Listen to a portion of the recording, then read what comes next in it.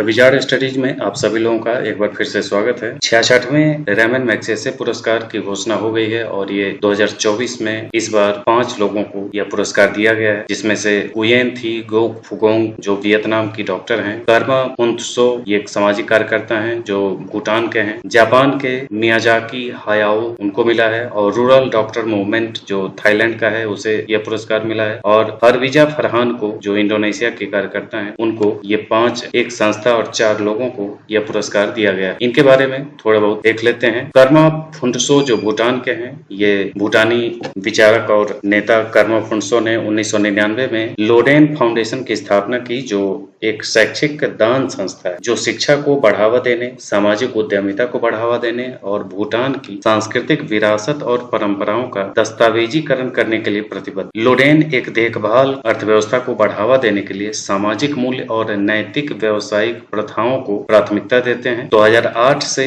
295 उद्यमियों को वित्त पोषण करते हैं और 860 नौकरियों का सृजन करते हैं तथा 5750 महत्वाकांक्षी उद्यमियों को प्रशिक्षण देते हैं। भूटान की सांस्कृतिक परंपराओं को संरक्षित करने के लिए लोडेन ने अमूर्त संस्कृति के 3348 घंटों का दस्तावेजीकरण किया, 4.55 मिलियन पृष्ठों के पाठों का डिजिटलीकरण किया है, कला और कलाकृतियों के 1,50,000 छवियां ली हैं और 61 सांस्कृतिक परियोजनाओं को समर्थन दिया। तो ये भूटान के लिए बहुत कुछ इन्होंने कार्य किए हैं, इस वजह से इन्हें रेमन मैग्सेसे पुरस्कार 2024 का दिया गया। कर्मा फुंत्सो भूटान। दूसरे हैं जो वियतनाम की डॉक्टर हैं, गुयेन थी गोक फुगोंग। वियतनाम युद्ध 1955 से 1975 तक चला था और ये 3 मिलियन से अधिक लोगों की जान इस युद्ध ने ले ली, जिनमें से अधिकतर नागरिक। इसकी घातक विरासत अभी भी कायम, क्योंकि एजेंट ऑरेंज से निकलने वाला जहरीला रसायन TCDD, जिसका अमेरिकी सेना द्वारा बड़े पैमाने पर इस्तेमाल किया जाता है, 4 पीढ़ियों से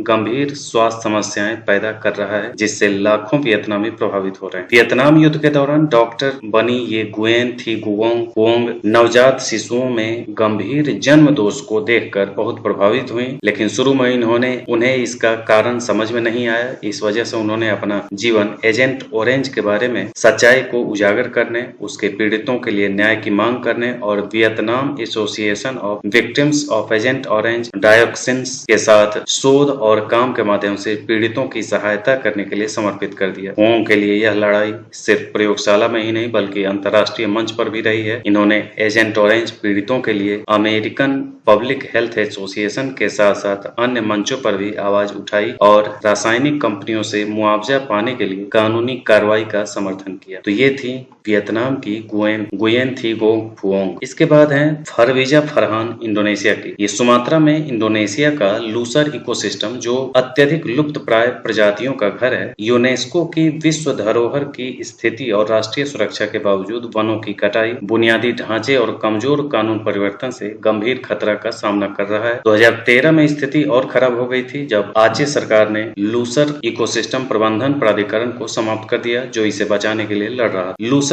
पारिस्थितिकी तंत्र की तबाही को देखने के बाद फरवीजा फरहान ने हाका की स्थापना की। पर्यावरण प्रबंधन में मास्टर डिग्री के साथ वह स्थानीय समुदायों, विशेष रूप से महिलाओं को वकालत, वन निगरानी और सामुदायिक भागीदारी के माध्यम से पारिस्थितिकी तंत्र की रक्षा करने के लिए सशक्त बनाती। अन्य सफलताओं के अलावा हाका ने एक अदालती फैसला हासिल करने में मदद की, जिसके कारण लूसर पारिस्थितिकी तंत्र में जंगलों को जलाने वाली एक पाम ऑयल कंपनी के खिलाफ 26 मिलियन अमेरिकी डॉलर का जुर्माना लगाया गया और एक जल विद्युत बांध को रोका गया जो हाथियों के आवास के लिए खतरा बन सकता। सरकार ने इस पैसे का इस्तेमाल क्षतिग्रस्त क्षेत्रों के पुनर्वास के लिए किया। तो ये फरवीजा फरहान इंडोनेशिया के लिए बहुत ही महत्वपूर्ण कार्य इनका माना गया और रेमन मैग्सेसे पुरस्कार दिया गया। इसके बाद ग्रामीण चिकित्सक आंदोलन जो थाईलैंड का है, इसे ये रेमन मैग्सेसे पुरस्कार मिला। दूरदर्शी थाई चिकित्सकों द्वारा दशकों की वकालत के बाद 2002 में क्रियान्वित थाईलैंड की सार्वभौमिक स्वास्थ्य कवरेज अब नागरिकों को बड़े पैमाने पर मुफ्त चिकित्सा देखभाल प्रदान करती है, जिससे विशेष रूप से ग्रामीण गरीबों को लाभ मिलता है। ग्रामीण चिकित्सक आंदोलन, जिसमें ग्रामीण चिकित्सक सोसाइटी और ग्रामीण चिकित्सक फाउंडेशन शामिल हैं, ग्रामीण क्षेत्रों में स्वास्थ्य देखभाल की वकालत करने वाले थाई चिकित्सकों की एक एकीकृत शक्ति के रूप में उभरा। ग्रामीण चिकित्सक आंदोलन अनौपचारिक रूप से काम करता है, जबकि ग्रामीण चिकित्सक फाउंडेशन फाउंडेशन सार्वजनिक अस्पतालों के चिकित्सकों का एक औपचारिक गैर सरकारी संगठन है। ग्रामीण चिकित्सक आंदोलन सामाजिक परिवर्तनों से उत्पन्न हुआ, जिसमें 1960 के दशक में अमेरिका में चिकित्सा पेशेवरों का पलायन भी शामिल था, जिसके कारण थाई सरकार ने डॉक्टरों के लिए ग्रामीण सेवा को अनिवार्य बना दिया। इसने 1970 के दशक के आरंभ में लोकतंत्र समर्थक आंदोलन के साथ मिलकर कई डॉक्टरों को ग्रामीण स्वास्थ्य देखभाल असमानताओं को दूर करने और गरीब क्षेत्रों में छात्रों के नेतृत्व वाली पहल का समर्थन करने के लिए प्रेरित किया। ग्रामीण चिकित्सक सोसाइटी डॉक्टर नीति सुधारों की वकालत करते हैं, जबकि फाउंडेशन औपचारिक चैनलों के माध्यम से प्रगतिशील स्वास्थ्य देखभाल कार्यक्रमों को लागू करता है और अन्य गैर सरकारी संगठनों और अंतर्राष्ट्रीय एजेंसियों के साथ सहयोग करता है, जो स्वास्थ्य देखभाल, सामाजिक न्याय और लोकतांत्रिक परिवर्तन को बढ़ावा देने में थाई समाज पर ग्रामीण डॉक्टरों के स्थायी प्रभाव को प्रदर्शित करता है। इसके बाद जापान के मियाजाकी हायाओ, जिन्हें यह पुरस्कार मिला, ये एनिमेशन एक कला के रूप में अपनी अलग पहचान बना चुका है, जो रोजमर्रा की वास्तविकताओं के लिए एक दृश्य विकल्प और पहचानने योग्य अनुरूपता प्रदान करता है, जो अक्सर हास्य तरीके से आलोचनात्मक तुलना करने में सक्षम बनाता है। स्टूडियो घिबली के संस्थापक मियाजाकी हायाओ आज बच्चों के लिए विशेष रूप से बनाई गई एनिमेटेड फिल्मों के उद्योग के अग्रणी प्रतिपादकों में से एक हैं, लेकिन बहुत व्यापक अपील के साथ।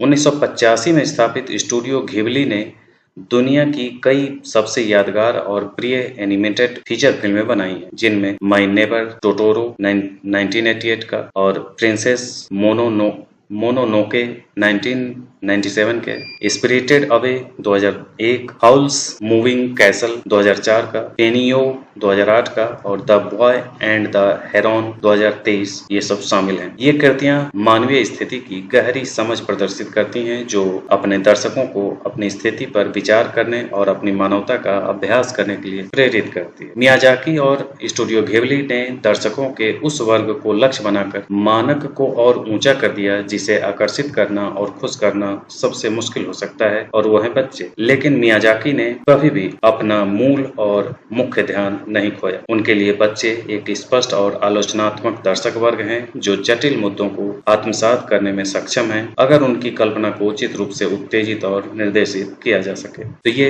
मियाजाकी हायाओ के विचार हैं। अब ये जान लें, रैमन मैग्सेसे पुरस्कार के बारे में समझ लें। ये एशिया का प्रमुख पुरस्कार और सर्वोच्च सम्मान है। पिछले 6 दशक से यह पुरस्कार 344 उत्कृष्ट व्यक्तियों और संगठनों को प्रदान किया जा चुका है। यह फाउंडेशन बोर्ड ऑफ स्टडीज द्वारा प्रतिवर्ष चुने जाने वाले रैमन मैग्सेसे पुरस्कार विजेताओं को एक प्रमाण पत्र और पदक प्रदान करता है, जिस पर दाईं ओर मुख करके रैमन मैग्सेसे की उभरी हुई छवि अंकित होती है। रैमन मैग्सेसे पुरस्कार की परिकल्पना एशिया के लोगों की सेवा में प्रदर्शित की गई महान भावना को सम्मानित करने के लिए की गई थी, चाहे उनकी जाति, लिंग या धर्म कुछ भी हो। 1958 से 2008 तक यह पुरस्कार प्रतिवर्ष 6 श्रेणियों में दिया जाता था, जिसमें सरकारी सेवा, सार्वजनिक सेवा, सामुदायिक नेतृत्व, पत्रकारिता, साहित्य और रचनात्मक संचार कला, शांति और अंतर्राष्ट्रीय समझ, उभरता नेतृत्व। उभरते नेतृत्व की श्रेणी का उद्घाटन 2000 में किया गया था। इसे फोर्ड फाउंडेशन के अनुदान से सहायता मिलती है। वर्ष 2009 से रैमन मैग्सेसे पुरस्कार उभरते नेतृत्व को छोड़कर किसी निश्चित श्रेणी नहीं दिया जाता। रैमन मैग्सेसे पुरस्कार के लिए प्राप्तकर्ताओं की घोषणा प्रतिवर्ष 31 अगस्त को की जाती है, जो कि सम्मानित 7वें फिलीपीन राष्ट्रपति की जयंती है। उनके आदर्शों ने 1957 में पुरस्कार की स्थापना के लिए प्रेरित किया, यानी कि 1957 में इस पुरस्कार की स्थापना हुई थी। रैमन मैग्सेसे पुरस्कार पदक प्रमाण पत्र ये उसी वर्ष प्रत्येक नवंबर को, यानी इस बार के नवंबर में मनीला फिलीपींस में एक औपचारिक समारोह में प्रदान किया जाएगा। तो ये हर वर्ष आयोजित होते हैं। इसके नामांकन की प्रक्रिया यह है कि हर साल रैमन मैग्सेसे अवार्ड फाउंडेशन अंतर्राष्ट्रीय गोपनीय नामांकनकर्ताओं के एक विस्तृत समूह से पुरस्कार नामांकन आमंत्रित करता है। नामांकनों की सावधानी पूर्वक जांच की जाती है और पुरस्कार विजेताओं का निर्धारण इस फाउंडेशन के बोर्ड ऑफ ट्रस्टीज द्वारा कठोर मूल्यांकन के बाद किया जाता है। रैमन मैग्सेसे अवार्ड फाउंडेशन जनता से नामांकन स्वीकार नहीं करता है। तो ये था इस बार का रैमन मैग्सेसे पुरस्कार। इसी ढंग के अन्य अपडेट के साथ हम फिर मिलेंगे। आज के लिए इतना ही। धन्यवाद।